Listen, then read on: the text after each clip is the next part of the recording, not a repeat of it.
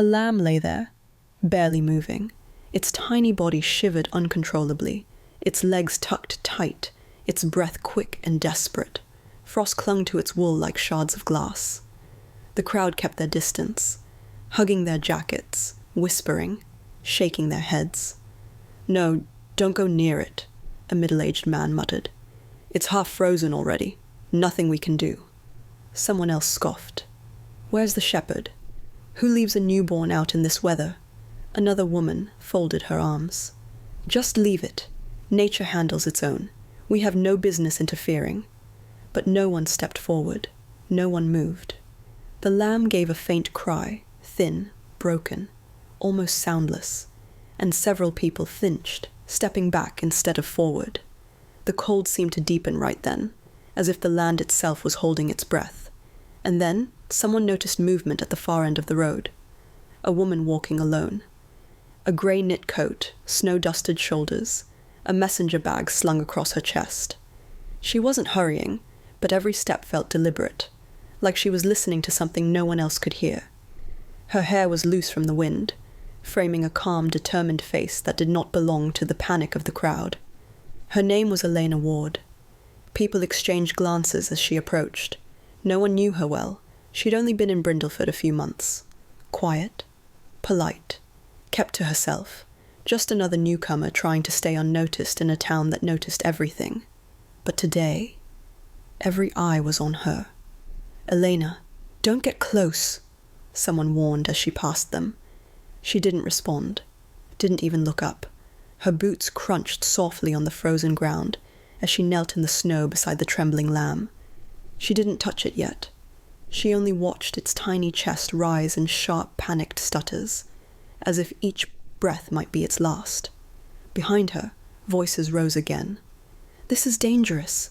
Its mother might come back. What if it's sick? She shouldn't interfere.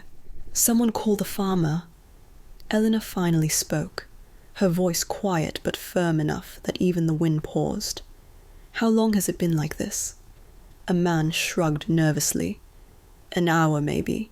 It wandered from the flock. We don't know where the mother is."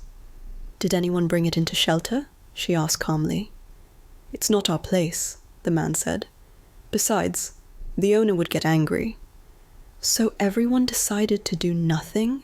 she asked softly, still studying the lamb. Some looked embarrassed, some irritated, some defensive. Then a sharp gust of wind hit the field, and the lamb cried again, weak, fragile, fading. That sound changed Elena's posture entirely. Without hesitation, she slipped off her coat, soft wool, warm, thick, and laid it over the little creature. The crowd gasped. "Elena, what are you doing? You can't just—" "She's going to get herself in trouble." But she didn't hear them. She wrapped the lamb carefully, tucking each trembling limb inside the warmth of her coat, as though she'd done it 100 times before. Her movements were slow, controlled, protective, almost like she was handling something sacred. For the first time, the lamb stopped crying. Its shivers eased. It leaned into the warmth, fragile but hopeful. Elena lifted it gently into her arms, pressing it against her chest, so her own body heat could reach it. Snow fell around her in soft, silent flakes, as if the world itself was watching. "She looks like she's done this before," someone whispered. "She shouldn't be touching it," another murmured. "What if she's doing more harm than good?" A voice snapped from the back. "Does she even know what she's doing?" The doubt rippled through the crowd like a wave, but Elena stayed still. The lamb sheltered in her arms. She didn't argue, didn't defend herself. She only whispered to the animal, her breath warm against its tiny head. "You're all right. Stay with me. Stay awake." Her calmness frustrated some. It intimidated others. Tension built again. "Put it down," a man insisted. "Let the farmer handle it." "Yeah, strangers shouldn't mess with newborn livestock." "She's going to make things worse." Eleanor finally lifted her gaze. "You're all arguing," she said quietly, "while a baby is freezing to death at your feet." Her words hit harder than the wind. Nobody knew what to say. The lamb gave another faint cry, less painful this time, and Elena adjusted her hold, shielding it from the cold. And then, something slipped from the inside of her coat pocket as she shifted her grip. A small metal badge. It hit the snow with a soft click. Someone gasped. Someone else stepped forward to look. And then multiple people murmured at once. "Wait, is that... No way. She's one of them?" Her coat had covered it earlier, but now the truth lay gleaming in the snow. National Wildlife Rescue Unit, Senior Field Specialist. A badge issued only to elite responders, the kind who were sent to crises the average rescuer couldn't handle, the kind who operated quietly, without recognition, because their cases were too difficult, too dangerous, too important, the kind who didn't just help animals. They saved lives on the edge of impossible. The crowd stared at her, stunned, speechless, suddenly aware that the quiet woman they'd ignored for months was someone entirely different than they thought. Eleanor didn't pick up the badge. She only tightened her hold on the lamb. "Move," she said softly. "I need to get it somewhere warm." People parted without a word. For the first time that day, no one argued, no one mocked, no one doubted.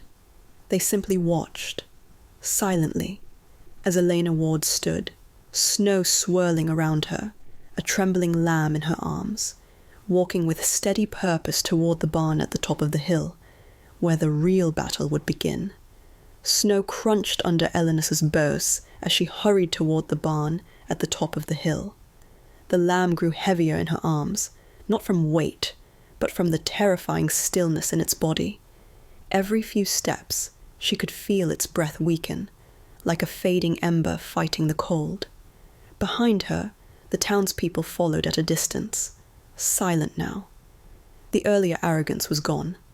Their expressions had shifted, confusion, guilt, disbelief, as if they were watching someone they had misjudged their entire lives.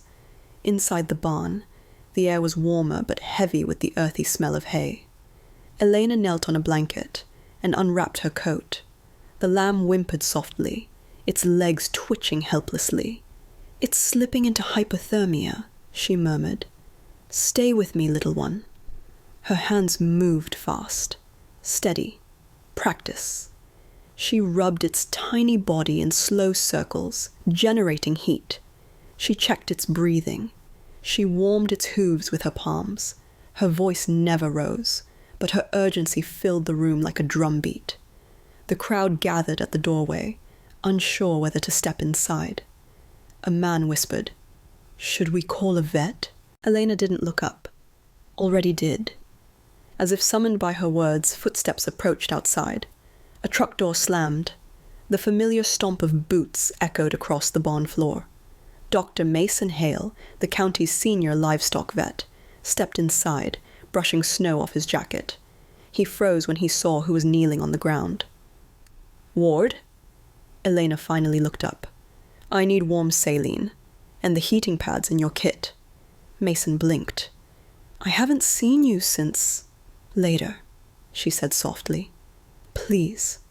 He swallowed hard and knelt beside her, pulling supplies from his case. The crowd watched in stunned silence as the vet, usually sharp-tongued and commanding, fell into quiet cooperation, matching her urgency. "What happened to it?" Mason asked. "Separated from the mother," Elena said. "Cold exposure, stress collapse." He nodded. "We can still pull it through." Together they worked, Mason stabilizing its temperature, Eleanor monitoring reflex response. For a moment, the lamb lay motionless, too motionless. A woman at the door whispered, "Is it gone?" "No," Eleanor said firmly. "Not hope. Certainty." Minutes stretched. The world shrank to the trembling creature between their hands. Then, a small breath. A second. A deeper one. The lamb's body twitched, then curled weakly toward Eleanor's chest as if recognizing the warmth that had saved it. A murmur rippled through the crowd. "It's alive. It's actually coming back." Eleanor exhaled for the first time in what felt like hours. She lifted the lamb gently, cradling it close. It nestled against her, exhausted but breathing.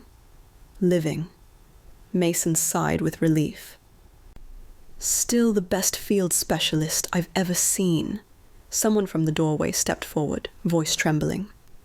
Why didn't you tell us who you were? Eleanor brushed hay from her coat. I didn't need you to know who I was. I needed you to help a life that couldn't ask for help. Their faces shifted, shame mixing with awe. A man swallowed hard. We judged you, and we did nothing. Eleanor didn't answer. She didn't need to. The lamb nuzzled into her coat, seeking warmth. She wrapped it gently, protective as a mother. The barn light softened, golden around her, like the scene itself understood who she truly was. Mason stepped closer. Elena, you're not with the unit anymore. Why are you still doing this alone?